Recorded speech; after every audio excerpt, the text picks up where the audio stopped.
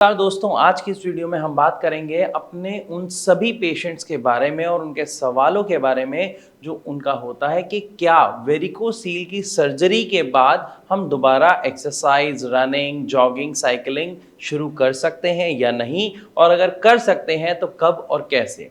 इसी के साथ उनका एक सवाल होता है कि वेरिकोसील का एक बार सर्जरी कराने के बाद कहीं ये ऐसा तो नहीं कि दोबारा समस्या पैदा हो जाए। तो आज की इस वीडियो में मैं डिटेल से आपको सारे पॉइंट्स क्लियर करूंगा और बताऊंगा।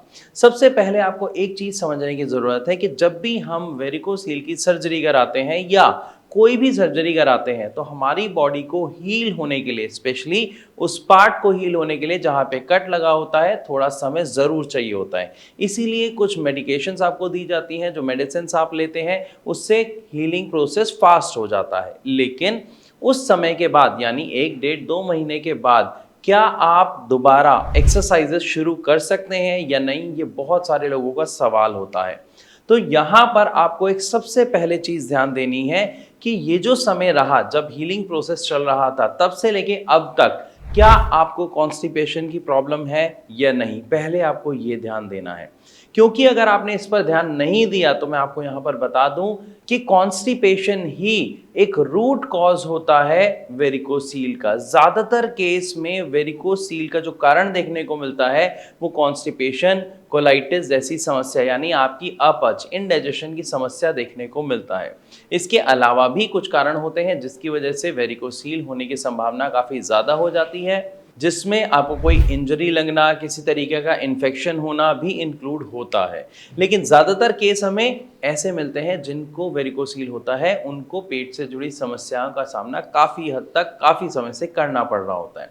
तो पहला पॉइंट हमें क्या ध्यान रखना है कि उन्हें पेट से जुड़ी समस्या नहीं होनी चाहिए। अगर ये है तो आपका वेरिकोसील दोबारा आपके शरीर में जन्म ले सकता है। तो सबसे पहला पॉइंट ध्यान रखा। दूसरा, जो आपको अंडकोश में नसों के गुच्छे महसूस हो रहे थे, आप उन्हें टच करके देखिए कि आपको वो फील हो रहे हैं या वो अब बिल्कुल नॉर्मल है।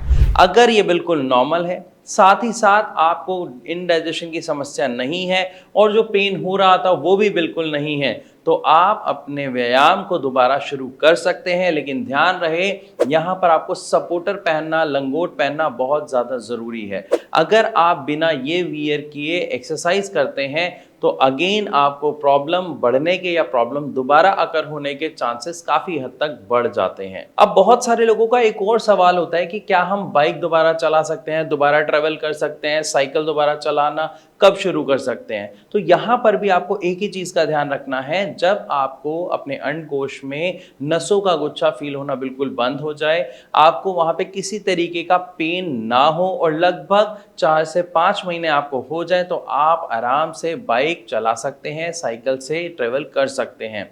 क्योंकि कई बार क्या होता है, बहुत सारे रोड पे गड्ढे होते हैं, अगर आप वहाँ पर चलाते हैं और आपके टेस्टिकल्स पर हिट होता है यानी आपके अंडकोश पर दोबारा धक्का लगता है, प्रेशर आता है, तो आपकी समस्या बढ़ने के चांसेस बढ़ जाते हैं। साथ ही साथ सर्जरी के कारण वो चोट ठीक होने की बजाय दोबारा अकर हो सकती है यानी समस्या गंभीर हो सकती है। लेकिन अगर उसी के दूसरी तरफ आप होम्योपैथिक ट्रीटमेंट अपनाते हैं, यानी अगर आप हमारे भारत होम्योपैथी के डॉक्टर से बात करते हैं, कंसल्ट करते हैं, अपनी समस्या को समझकर उसके रूट कॉज पर काम करते हैं, यानी अपनी समस्या को जड़ से खत्म करते हैं, तो बिना सर्जरी के आप अपने वेरिकोसील को ठीक कर सकते हैं। और अगर वेरिकोसील ठीक हो गया यानी उसका जो मूल कारण था जब वही ठीक हो गया, तो उसके दोबारा होने के चांसेस काफी हद तक खत्म हो जाते हैं, वो भी बिना सर्जरी के। अगर आप चाहते हैं आपको वेरिकोसील का सामना दोबारा ना करना पड़े, तो सबसे इंपॉर्टेंट एक चीज का ध्यान जरूर रखें कि आप अपने खाने को ऐसा रखें जो इजीली डाइजेस्ट हो जाए, अपनी ईटिंग हैबिट्स को थोड़ा सा चेंज करें,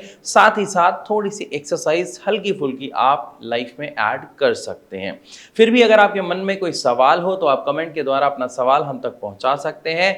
और इसी के साथ अगर ये वीडियो अच्छी लगी तो इसे लाइक जरूर करें। ऐसी और वीडियोस के लिए हमारे चैनल को सब्सक्राइब करना बिल्कुल ना भूलें। मिलूंगा अपनी अगली वीडियो में एक नए टॉपिक के साथ, तब तक के लिए नमस्कार।